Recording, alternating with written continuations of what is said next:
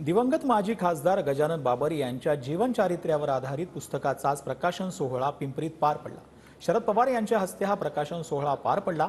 यावेळी झालेल्या कार्यक्रमात विलास लांडेंना उद्देशून शरद पवारांसह अमोल कोल्हेंनी चांगली टोलेबाजी केली। माहित नव्हतं विलासांचा कारखाना यायचं होतं, पण त्यांनी आता या ठिकाणी सांगितलं किती 2000 लोक, किती 3000 लोक काम करतात। हे तुमचं वाक्य मी ऐकलं, माझ्या डोक्यावरचं ओझं उठलं।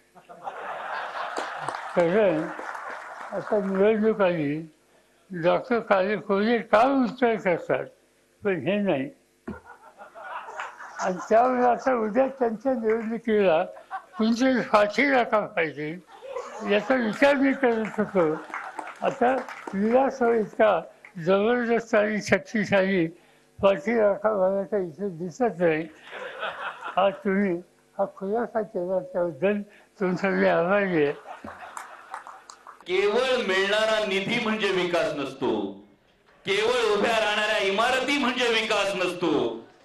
कारण ज्या छत्रपती शिवाजी महाराजांचा आपण दाखला दिला, त्या छत्रपती शिवाजी महाराजांनी ना ताजमहाल उभा केला, ना कुतुब मिनार उभी केली, त्या छत्रपती शिवाजी महाराजांनी स्वाभिमानी महाराष्ट्र उभा केला। त्या योगदानाविषयी नुसतं बोलून चालणार नाही, त्या योगदानाला प्रत्येक माणसाला जागावं लागेल, ही भावना फार महत्वाची असं मला वाटतं।